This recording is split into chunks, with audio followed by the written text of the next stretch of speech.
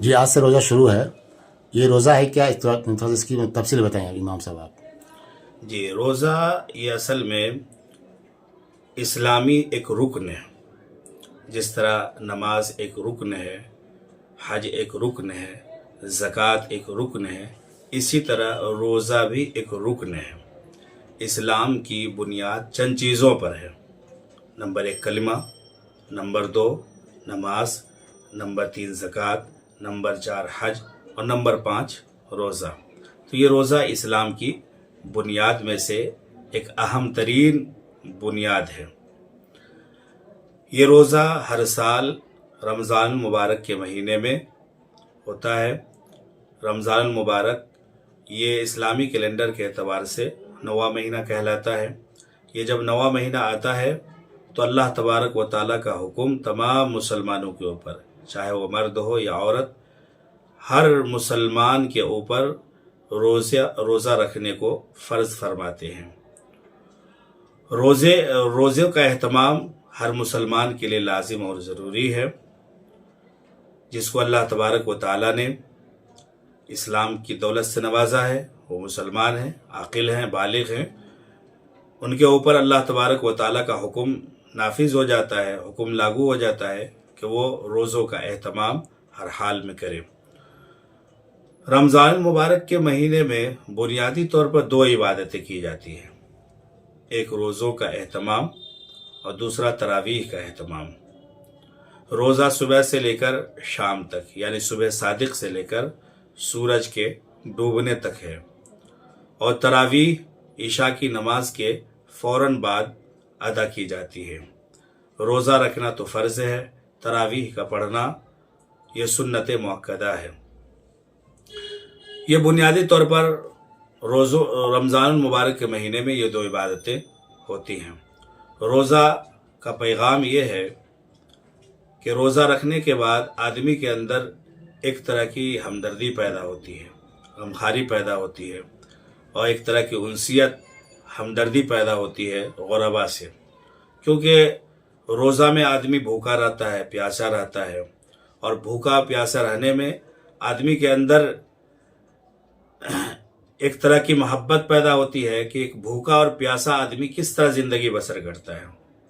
جس کے پاس کھانے پینے کے اسباب نہ ہوں، وہ بھوکا پیاسا کس طرح زندگی بسر کرتا ہے. تو ایک روزے دار کو بھی احساس پیدا ہوتا ہے کہ بھوکا اور پیاسا رہنے میں کتنی پریشانی ہوتی ہے، کتنی مشقت ہوتی ہے. اور یہ بہت بڑی بات ہے کہ آدمی کو جب کسی سے محبت ہو، ہمدردی پیدا ہو جائے. یہی تو اصل عبادت ہے، یہی اصل طاعت ہے. کیونکہ درد دل کے واسطے پیدا کیا انسان کو، درد دل کے واسطے پیدا کیا انسان کو، ورنہ طاعت کے لیے کچھ کم نہ تھی کروبیاں. اگر انسانوں کے اندر ہمدردی پیدا ہو جائے، محبت پیدا ہو جائے، تو یہ بہت بڑی بات ہے. روزہ ہر مسلمان کو رکھنا چاہیے، چونکہ یہ روزہ رکھنا ہر عاقل بالغ مسلمان مرد و عورت پر فرض ہے. فرض میں کوتاہی کرنے سے اللہ تبارک و تعالیٰ سخت ناراض ہو جاتے ہیں. جس طرح نماز چھوڑنے سے ناراض ہوتے ہیں، اسی روزہ چھوڑنے سے بھی اللہ کیا ہوتے ہیں؟ ناراض ہو جاتے ہیں. مسلمانوں کو روزوں کا اہتمام کرنا چاہیے. ہاں، البتہ جو بیمار ہیں تو ان کے لیے کچھ رعایت کی گئی ہے کہ بیماری کی حالت میں اگر روزہ رکھنے سے اس کی بیماری بڑھ رہی ہو، ڈاکٹر نے منع کیا ہو، حکیم نے منع کیا ہو کہ بعد میں روزوں کی قضا کر لے، تو کوئی بات نہیں ہے. اسلام کسی کے اوپر زور زبردستی نہیں کرتا ہے. بیمار ہے تو اس کے لیے رعایت ہے کہ وہ بعد میں روزوں کی قضا کر لے. مسافر ہے، روزوں کی بعد میں قضا کر لے. لیکن سرے سے روزہ معاف کسی کے لیے بھی نہیں ہے. روزوں کا اہتمام ہر ایک کے لیے لازم ہے. لیکن رمضان المبارک کے مہینے میں روزوں کا اہتمام کرنا ہی زیادہ اولا اور بہتر ہے، چاہے مسافر ہو یا بیمار ہو. ہر آدمی اپنے بارے میں بہتر جان سکتا ہے کہ میں کتنا بیمار ہوں اور کتنی بیماری میں ہم سے روزہ کیا ہے مؤخر ہو سکتی ہے. ہر آدمی اپنے بارے میں بہتر جانتا ہے. اس لیے روزوں کا اہتمام ہی ہر اعتبار سے بہتر ہے اور ضروری بھی ہے. رمضان المبارک کے مہینے میں صبح سے لے کر شام تک بھوکا اور پیاسا لوگ رہتے ہیں. تو صبح سے لے کر شام تک بھوکا اور پیاسا رہنا یہ عبادت ہے.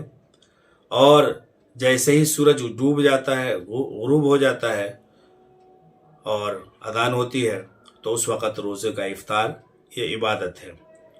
تو چاہے وہ روزہ ہو، چاہے وہ تراویح ہو، چاہے وہ افطار ہو، چاہے وہ سحری ہو، ہر چیز عبادت ہے۔ عبادت کہتے ہی اللہ کے حکم کو ماننے کا۔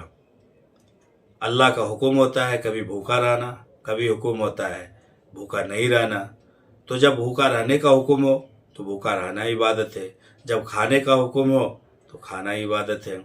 اس لیے مسلمانوں کو جہاں روزوں کا اہتمام ہو، وہیں افطار کے وقت افطار کا بھی اہتمام ہو، سحر کے وقت سحر کا بھی اہتمام ہو۔ رمضان المبارک کے مہینے میں صدقۃ الفطر کا بھی اہتمام کیا جاتا ہے۔